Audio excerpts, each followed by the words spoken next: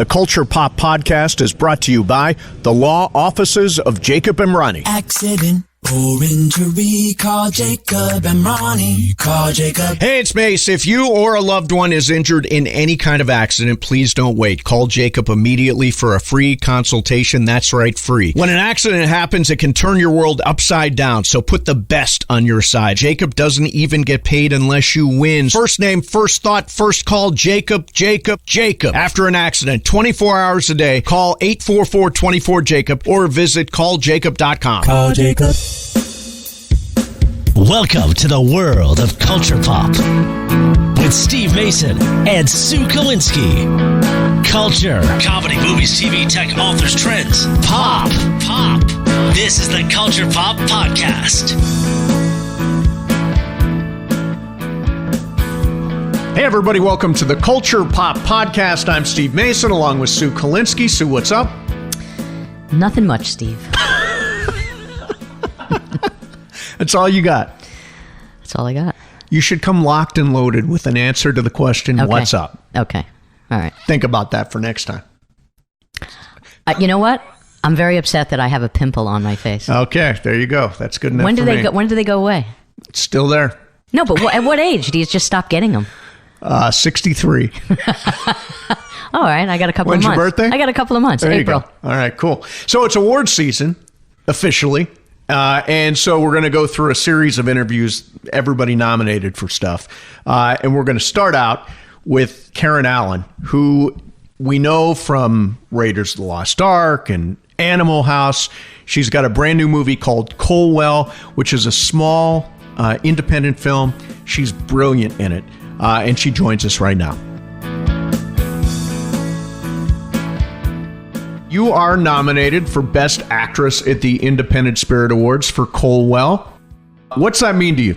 Well, it's just sort of a very sweet, surprising, lovely thing. I think it just means, being invited to the party, by that I mean, I think the whole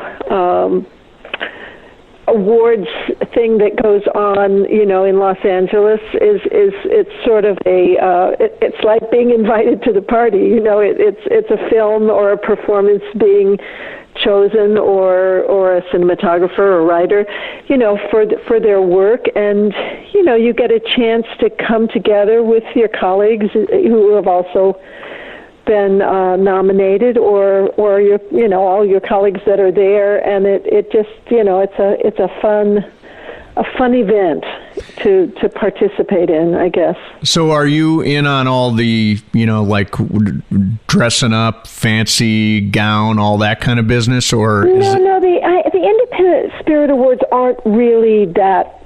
They don't really push into that direction as much as, say, the Academy Awards or the Golden Globes. It's on the beach. Have you ever been to it? Yeah, have been to it. It's very loose and casual. Yeah, I mean, people don't wear gowns and things like that. I think people just, they dress out of their own closets for the most part, and just, it's a frock opportunity, as as friends say. You wear your own jewelry.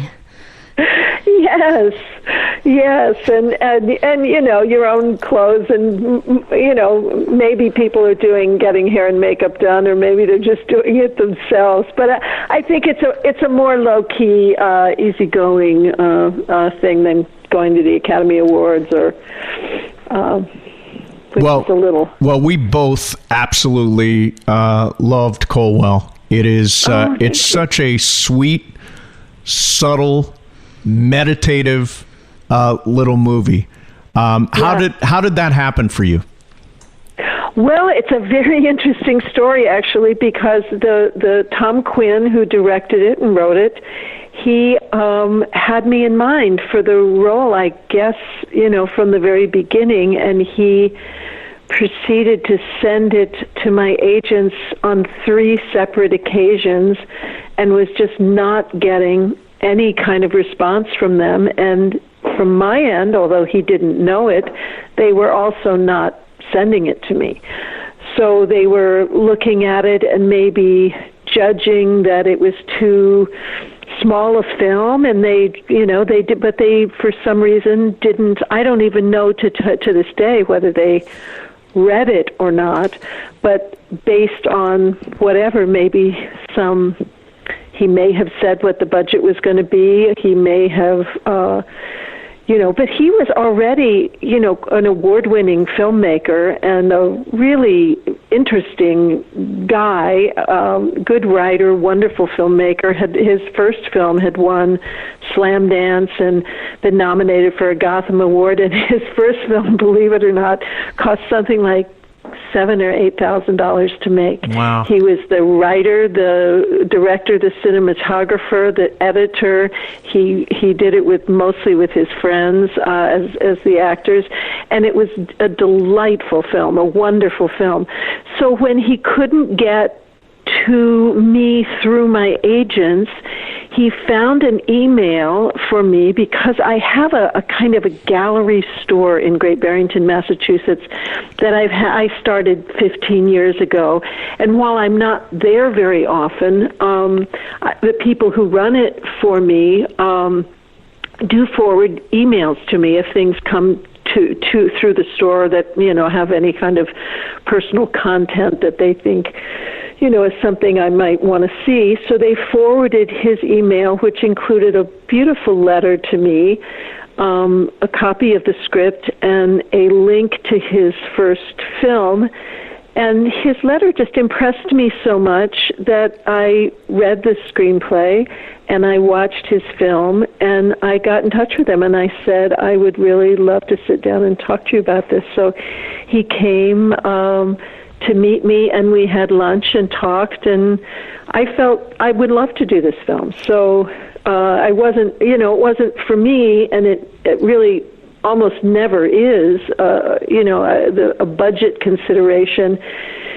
For me, is sort of small potatoes compared to a wonderful role and an interesting director to work with, and so I didn't have any hesitations in that realm. So what was your conversation with your agents after you took this role? Well, I said to them, did you read it? And I got the impression that they had glanced at it at one moment, and I think their position was, why do you want to do this film? And I said to them pretty straightforwardly, do you have something right now much more compelling that you'd like to show me that you're not showing me? Because otherwise I think actors act. Actors we love to work, and we love to work on material that we find compelling and interesting, and so I think they continued to have resistance to me doing this project all the way through the project, and needless to say, I am no longer represented by them. That was my next question. not because of them. I just felt that they didn't. I basically left them because I felt like. I feel like these are the kind of projects that should be sent to me, whether they're in agreement with me doing something of a certain budget or a certain level of indie film or not. I think I should be the one making the decision, not them. Right. So let me, I want to circle back to Colewell because it's a beautiful film. But, as a guy who grew up in a fraternity, Sigma Phi Epsilon, Bowling Green State University, I want to ask you about Animal House, which is just an absolutely seminal film for me and a lot of people, that are my age in particular. How did that project happen for you? How was I cast in that? Yeah, how were you cast? I had come out of working in Washington, D.C. with a theater company for 4 years, and I had moved recently to New York City, and I had such an unorthodox background as an actor because I worked in experimental theater that I decided I would study with a couple of very well-known teachers in New York. So I was studying at the Lee Strasberg Institute, and I was studying with Stella Adler, and I was wandering through the lobby of the Strasberg Institute on my way out the door one day, and I glanced up at a bulletin board, and I saw a little 3x5 card that said feature film casting college-age actors and actresses. Wow. Send picture and resume to, and I just jotted it down, and I got home and stuck a picture and resume, which was all theater. I had never done a film, and stuck a picture and resume into, and popped it in the mail, and I got a call, and the casting director from Universal said, we would like to meet you, and I wandered over to Universal Studios that used to have they used to have offices on, I believe it was either Park or Madison in New York, and I went up and met, and there was John Landis and Harold Ramis, and the casting director, as I walked in, clapped her hand on my shoulder and said, I know you don't have an agent, I know you're not in the union, but I'm bringing you in to meet John Landis because you're my girl. And she sort of kind of hit me on the shoulders, and I thought, wow. And I think she just, in later conversations I had with her, she just saw the photograph I had sent, and she just clicked in on it, thinking that was how she saw Katie. She saw Katie as looking like me. And then she saw that I had this theater resume, and actually that's what she really wanted. And in fact, a lot of the actors in Animal House were all New York theater actors, with a few exceptions, many of whom hadn't ever done a film before, or a couple of them had done small roles in one film or something. But so, it was great because we were all in the same boat. It wasn't like going into my first film with all very, very accomplished film actors. I really got to, have the pleasure of working with people who were just as sort of, out of their element as I was. What did you think when you read the script? I don't think I knew enough to know what to think. Film scripts are very, very different than plays. Film scripts are a bit like a very kind of brief synopsis of what the story is, and you really do have to be able to flesh it out when you read it. And I don't think I knew how to read the script, but what I did do when I read it was hone in on Katie, and I just liked that role. I liked the role of Katie. I liked everything that she represented. I loved her being sort of the voice of reason and among a world that's gone amok in a way. That she was. I sort of, I had an immediate connection to that character and felt it would be something I could, that could do and not. Hopefully I could navigate, working in front of the camera for the first time, because, you're really learning by the seat of your pants, the first maybe 4 or 5 films that you do. So I was very fortunate for that to be my first film, I must say. How was it working with Belushi? I mean, at that time, he was a Saturday Night Live star, and he as well had never done any film. What was he like on set? Yeah, he and I are really never in a scene together, so I didn't really get to work with him one-on-one, but I often hung around on the set and watched when he was doing stuff. And, he was just an awful lot of fun and was a wonderful improviser. And John Landis, of course, knowing this, they developed a great sort of shorthand way of working together. And John, John Landis could very much just let Belushi kind of play. I mean, not that all the scenes weren't very well crafted and written, and were there as a beautiful guideline for the actors. But he was a very kind of inventive man. Now that's a movie that absolutely stands the test of time. So not when you read the script, not when you were making the movie, but once you saw it, what did you think? Well, I was pretty blown away. I saw it in New York City at the premiere. With I think all of the actors were there, and we were in a theater that probably housed maybe 700-800 people. And I mean, the laughter and the response to the film, I think I was pretty blown away, because of course there were lots of scenes that were also shot that I had not seen, when they were shot. I hadn't seen a single foot of the film, so it's always amazing the first time that you see a film that you've worked on. But I think in particular this was a very wonderful first viewing of a film with an audience, because the laughter started in the very beginning, and it just almost never stopped throughout the entire screening. And that led to, I'm assuming, Raiders of the Lost Ark. Well, eventually it did. So I did Raiders a few years later, and I did another film. I did The Wanderers with Phil Kaufman, but who also was one of the writers on Raiders of the Lost Ark.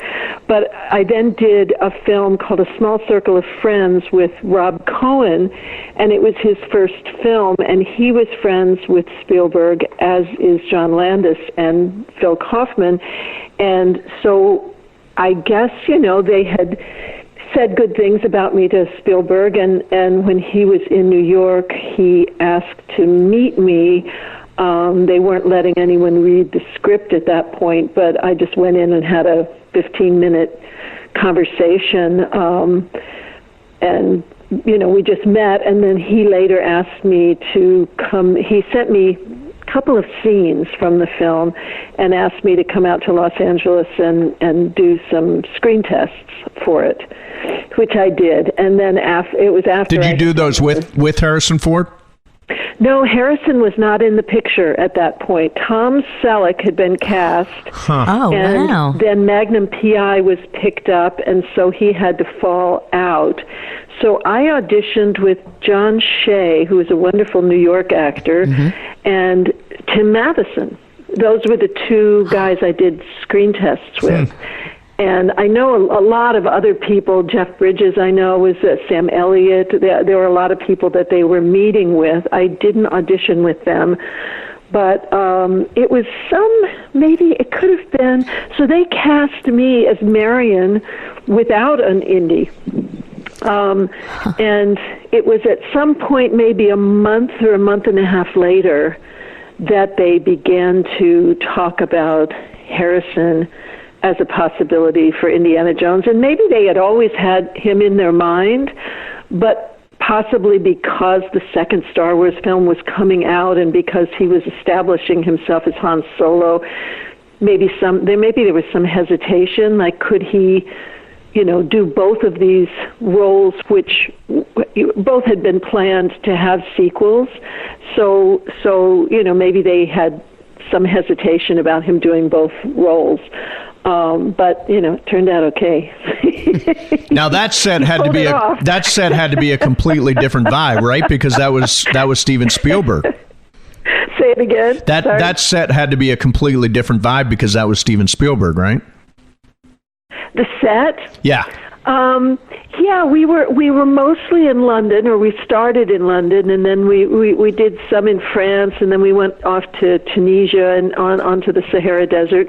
Well, it was just a huge, for Animal House, we were in a little tiny, we were in Eugene, Oregon, which is not a small town, but it had a small town feeling, the way that we were shooting it, and we were doing it as a period piece as well.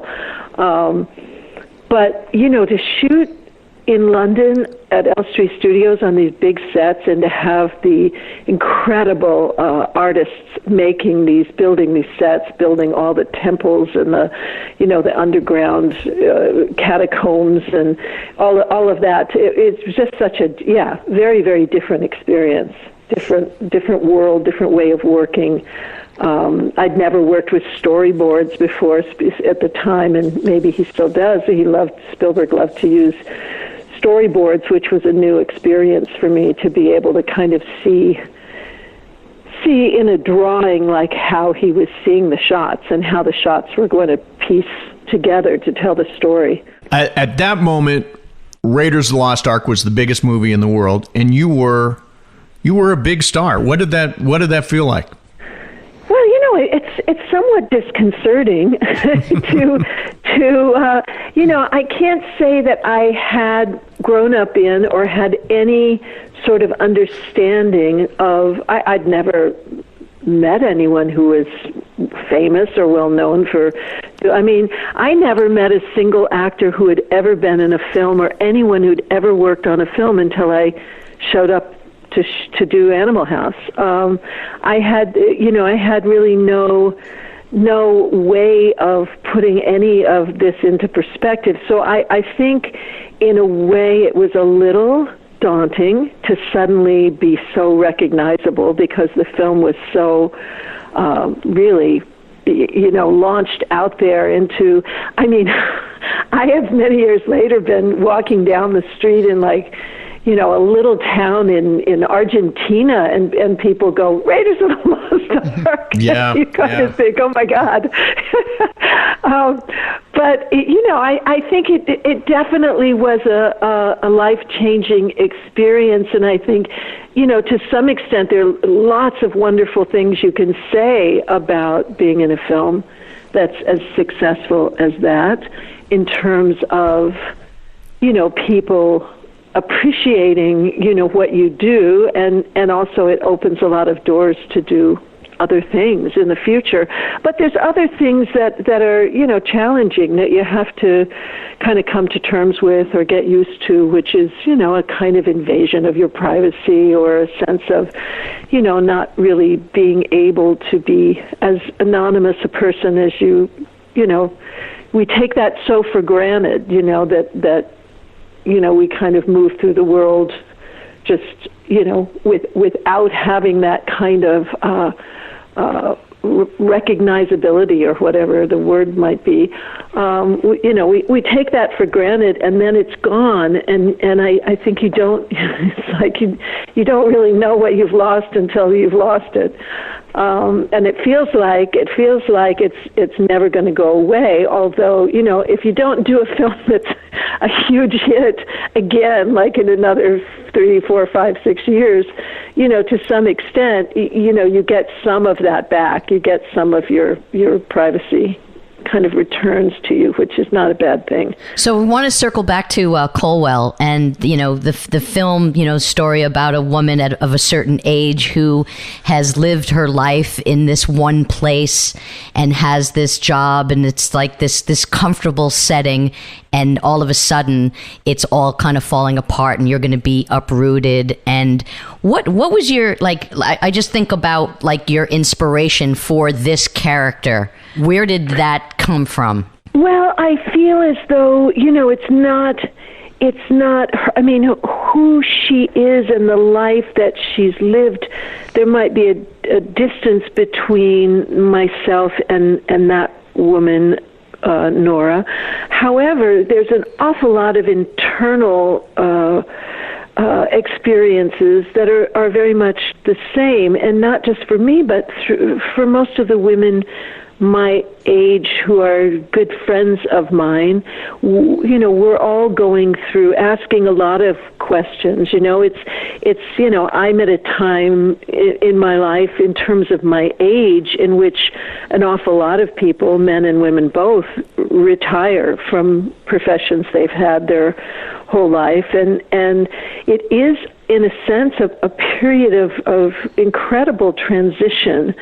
And I think the thing that gets looked at in Colewell is, and something that's quite different for me, is I do to some extent feel like when I retire, I will be making the choice to retire. Whereas for Nora, her work, I think, has really become the central focus of her life, and it's the way in which she engages with people, and it's allowed a balance. So because we don't know that much about her, but initially we knew a little bit more in the actual script and in some of the things that we shot. But she was married. Her husband has passed away. So she lives a solitary life, which is balanced by the fact that every morning she gets up and she has a routine and she opens that window, and into her world come all these people who, in a small way, she gets to take care of and she gets to be of service to. And I think when that's taken away from her, she really doesn't know what will come in to replace it, if anything. And I feel like, that's a fairly universal experience. I think really almost everybody can tap into that sort of sense of loss or of something that has great meaning to you, for that to be taken away and for you to have to, figure out, where do I go from here? I certainly relate instantly to those sort of dilemmas, and I feel also surrounded by a lot of other people in my life who are going through those dilemmas, whether they're people who, I've had extraordinary careers and lives, or whether they're people who, as Nora, have just had an occupation in a very normal day-to-day little town. So yeah, it felt like a really interesting sort of emotional world to explore, I guess is the best way to say it. I found it interesting that the Ella character, Steve and I were actually talking about this earlier. Debating it, yes. Debating it and trying to figure out who was this woman, because when she first walked in the door, before anything was even said, I thought, oh, it must be your daughter. And then, of course, you learn that it's not. But we were trying to think, was she a metaphor of you at a younger age? Because, there were scenes where she was standing in front of that kitchen window. She was in the bedroom. And we try to look it online to try to find, who is this person? And it was never really clear. Who was she? It's quite fascinating. Tom would be the most interesting person to talk to about this, because, in a sense, the film Colewell changed a great deal between the writing, the shooting, and the editing, and what we ended up with is, we basically shot the script, but the film that you see up on the screen is not the film we shot.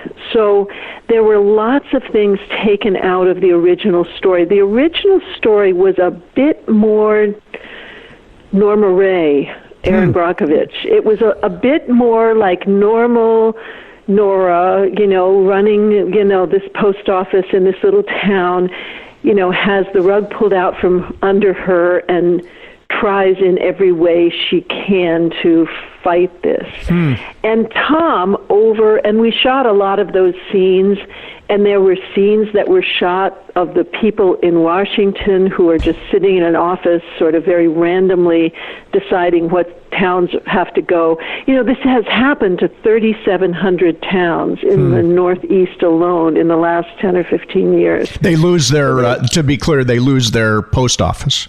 They lose their post office, their zip code, and they get erased off maps. So it's literally like erasing towns. And sometimes they're towns that have been around for 200 years. The communities are small but very tight communities. A lot of them are peopled by, sometimes they are losing their younger populations, but, there's a lot of elderly people who still live there and still very much need that sense of community. And that sense of community is very disrupted when the post office is suddenly taken away, because the post offices are often in these small towns very central places. Yeah, there were together. people congregate. They're like the hangout. Yeah, they're they where check in everybody on each touch other, base. and they make sure everybody is doing okay, and they find out if somebody's sick, and that is the moment in which they decide to go home and make some soup and go over and see how that person is. And some of them who are lonely or living alone, like the woman in the film, she sits and knits sometimes just to not be alone, to not be alone in her house. And so, it's from the point of view of the people sitting in Washington who are making these decisions, this town has to go, that town has to go. So it was more of a film that was oriented in that direction, a little more maybe politically oriented, a little bit more like fighting for the cause oriented.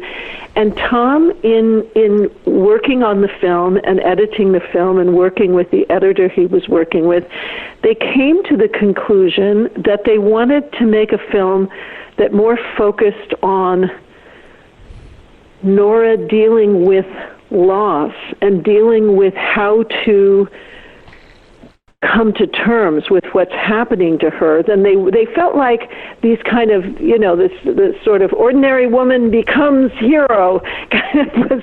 They felt like that film's already been made. Yeah. And he was not sure he really wanted to make that film again, and he got more interested in the internal, I think, aspects. But to go back to you, so the woman originally was my niece, and it was very clear that she was my niece, but that was one of the things that also morphed as he was, there were more scenes with her and I where she comes to visit. Strangely, when you see her in a house alone, it's not the same. It's not my house. But many people, because of the placement of the window, if you took a snapshot of where she is standing by the sink and then a snapshot of my kitchen, you'd go, oh, it's not the same kitchen. And if she has a window behind her bed, I have no window behind my bed.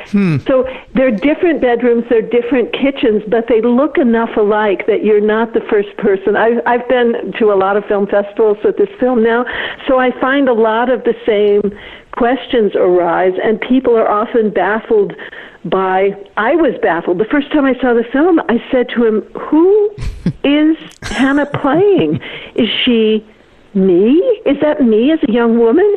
And he kind of got this very sort of mysterious smile on his face, and he said, if that's what you would like her, if that's who you would, I've heard him say this to audiences, he wanted to make a film about time and about loneliness and about, he just developed a kind of way of doing it. And so I think most people think that she's me as a young woman. Yeah. I think the way that he has edited the film, where you'll be on my back when I'm walking down something, and then suddenly you're on her back, and sometimes you'll go from me sleeping. Now there is the tricky scene where we meet each other and talk to each other. So if she's me, that becomes a little bit of a challenging scene. Well, it almost becomes like it goes right from the end of that scene to me asleep in bed. So now that I've seen the film so many times at all these festivals, I find myself thinking, I think he's trying to even suggest that I am dreaming that. Yeah, you know what, Karen? It seems like it almost comes across like inner dialogue. Mm-hmm. Mm-hmm. I want to ask you about the one line in the movie that sticks with me, and it actually is spoken twice. Life feels forever and not very long. What's that mean to you? I certainly experienced that, I think. I think that is a sort of sense of, perspective, like what lens we're looking through. Like, to a child of 10, it can feel life could feel like it's forever. They don't really have, a perspective, and when you've been through decades and decades of living in the world, you look back at the past and you see this long stretch of memories and relationships and experiences, and then the future is so unknown, to us all. I think he's just playing in a lovely way with this sort of almost etheric sense of time, of what time is and how we view it differently at different points in our lives. As I say to her, wait until you get older, you may see this all very differently. So that's my thinking. Yeah. Well, it's a beautiful film, and you're phenomenal in it. The movie is called Colewell. We watched it on Amazon Prime, so it's available streaming right now. And we wish you the very best of luck at the Independent Spirit Awards. Oh, thank you so much. Do you go to them, or will you be there? I will not be there. I would love to be there as your date, but well, thank you. And I'd like to be a +3. Thanks. But enjoy yourself. Thank you, Karen. Okay, thanks. I enjoyed talking with you. Yep, you too. Thanks.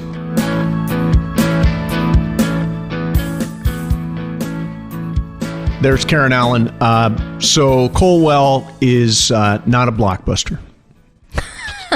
It is a very quiet, subtle, and she's really, the thing about it is, I think the hardest thing for an actor to be in a movie or a television show is still and just to be. Like, do you ever see the movie Michael Clayton? Yes. The end of that movie, George Clooney is sitting in a taxi cab, and we just look at him in the taxi cab for like 3 or 4 minutes. I think it is so hard for an actor to be, and that's what Karen Allen does really well in Colewell. Well, also, not only she, but Hannah Gross, who has a small part in it, she, same way. Yeah, same way, still. I think it's hard to be still. So are you into the awards? Do you like the award season? I do like the awards season. Do you watch the shows? I watch snippets of shows. I don't watch the whole thing. I love the shows. I even watch the stupid Critics' Choice Awards, which I don't think are even real awards.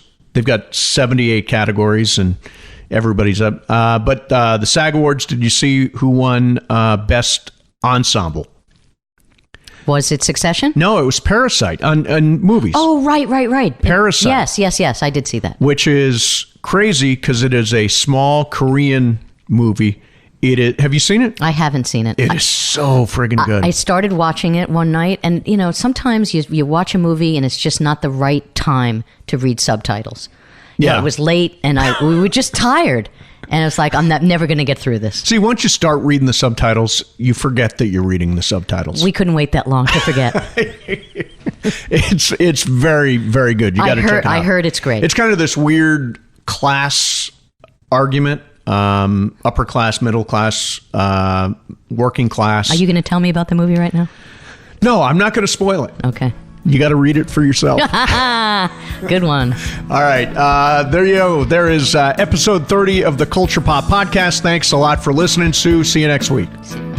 Be sure to subscribe, rate, and review. We'll see you next week for an all-new episode of Culture Pop.